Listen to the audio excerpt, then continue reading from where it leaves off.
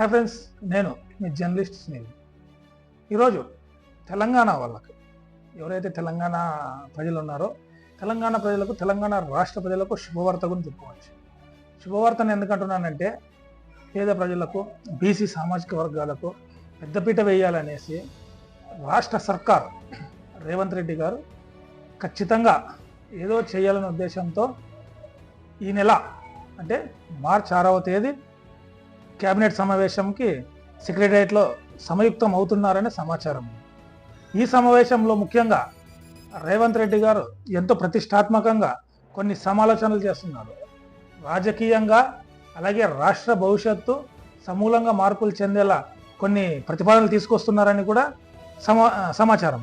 అవి ఏంటంటే, అసలు బీసీ రిజర్వేషన్లు ఎస్సీ వర్గీకరణకి సంబంధించి చట్టం ఆమోదించాలనే సమాలోచనలో ఉన్నాయి. అసలు బీసీలు చాలామంది ఉన్నారు. అన్ని క్యాస్ట్ల కంటే బీసీల క్యాస్ట్ జనాభా చాలా పెద్దది. అలాంటి బీసీలకు 42% రిజర్వేషన్లు కల్పించాలి అనే ఒక అంశం.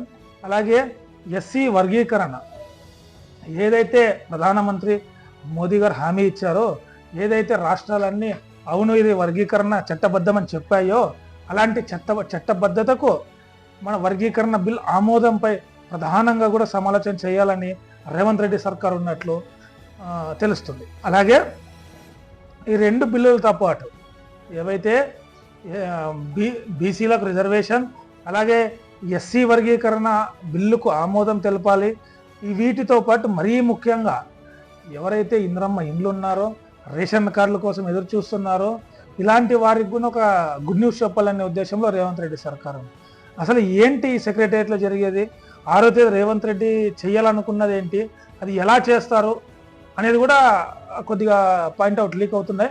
వాటిని కూడా మనం ఇప్పుడు ఆలోచింపజేద్దాం. తెలంగాణ రాష్ట్ర మంత్రివర్గ సమావేశం ఈ నెల 6వ తేదీ సెక్రటరియట్లో జరుగుతుంది. అది ఎవరి అధ్యక్షతన?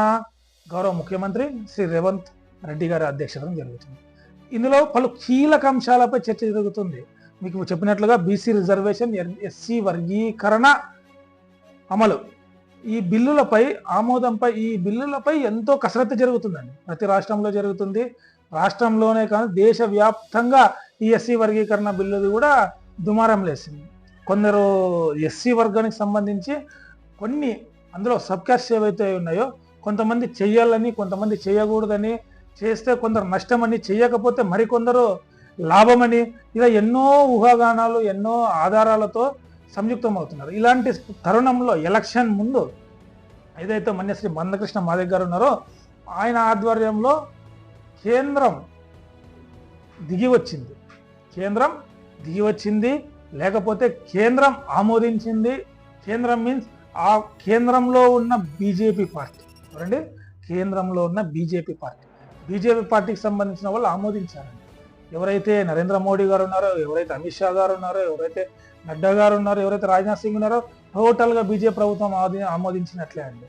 వాళ్ళు కంపల్సరీ ఎస్సీ వర్గీకరణ చేస్తాం, దీనికి ఏదో చేస్తాం, మాకు సహకరించండి ఎలక్షన్స్లో అని అప్పుడు మందకృష్ణ మాదిగ గారిని, అలాగే దానికి సంబంధించిన క్యాస్ట్కి సంబంధించిన వాళ్ళ ఓట్లు ప్రతి ఒక్కటి మనం బ్యారేజ్ చేసుకుంటే, తర్వాత తీర్పులు కూడా చాలా అనూహ్యంగా తీర్పులు వచ్చాయండి ఎస్సీ వర్గీకరణకు సంబంధించి. అలాంటి బిల్లుకు సంబంధించి ఆమోదం తెలపాలనేసి తెలంగాణ రాష్ట్రంలో ఉన్న కాంగ్రెస్ పార్టీ సంబంధించి ముఖ్యమంత్రి రేవంత్ రెడ్డి గారు కూడా ఆమోదం ఖచ్చితంగా తెలపాలి ఈ సమావేశంలో అనేసి కేంద్ర మంత్రివర్గంలో కూడా చర్చ ఎలాగ జరిగిందో, రాష్ట్ర మంత్రివర్గంలో కూడా అలాగే చర్చ జరిపి ఆమోదింప చేయాలి అనే దృఢ సంకల్పంతో ఉన్నారు మన రాష్ట్ర ముఖ్యమంత్రి రేవంత్ రెడ్డి గారు. అలాగే బీసీ జనాభా రోజు రోజుకి పెరుగుతున్న జనాభాకి అనుకూలంగా వాళ్ళకి రిజర్వేషన్లండి, వాళ్ళకి రావాల్సిన రిజర్వేషన్లు, వాళ్ళకి సంబంధించిన రిజర్వేషన్లు ఏవైతే ఉన్నాయో ఆ రిజర్వేషన్ని 42% పెంచాలి, ఖచ్చితంగా వాళ్ళకి హక్కులు కల్పించాలా బీసీలకు అనే ఉద్దేశంతో రేవంత్ రెడ్డి సర్కార్ కూడా ముందుకు వెళ్తుందండి. ఇదే మనం ఇంకా లోతుగా పరీక్షిస్తే, రేవంత్ రెడ్డి సర్కార్ ఈ నెల 10వ తేదీన అసెంబ్లీ సమావేశాలు పెడదామా అనే ఆలోచనలో ఉన్నారు, లేదా 6వ తేదీ పైన పెడదాం అనే ఆలోచనలో కూడా ఉన్నారు అసెంబ్లీ సమావేశం. కానీ ఈ నెల 10వ తేదీ నుంచి పార్లమెంట్ సమావేశాలు స్టార్ట్ అవుతున్నాయి. సో పార్లమెంట్ సమావేశాల సమయంలోనే మనం పెడదామా, లేకపోతే ఇక్కడ ఈ బిల్లుల్ని మన అసెంబ్లీలో ఆమోదింపజేసుకొని రాష్ట్ర ప్రధాని అయినటువంటి శ్రీ నరేంద్ర మోడీ గారి దగ్గరికి వెళ్ళి ఆయనతోన ఆమోదింపజేసుకునేలా మనం కసరత్తు చేద్దామనే ఆలోచనలో కూడా రేవంత్ రెడ్డి సర్కార్ ఉన్నట్లు విశ్వసనీయ సమాచారం. మొట్టమొదటిగా ఇక్కడ అసెంబ్లీలోన ఏదైతే బిల్లు పాస్ చేసుకొని ఏదైతే ఆమోదం చేసుకొని ఆ బిల్లుకి సంబంధించిన ముఖ్యమంత్రితో పాటు ముఖ్యమంత్రి అనుచర వర్గం, ఎమ్మెల్యేలు, ఎమ్మెల్సీలు అందరూ మంత్రివర్గం మొత్తం కలిసి ప్రధానమంత్రిని కలిసే యోచనలో కూడా ఉన్నారు.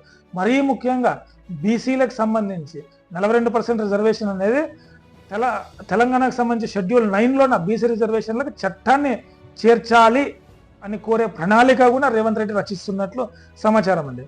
ఇదే విషయంపై పార్లమెంట్లో ప్రతిపక్ష నేతగా ఉన్న రాహుల్ గాంధీ కూడా దీనికి సంబంధించి తోడ్పాటు అందించే అవకాశం కూడా లేకపోలేదండి.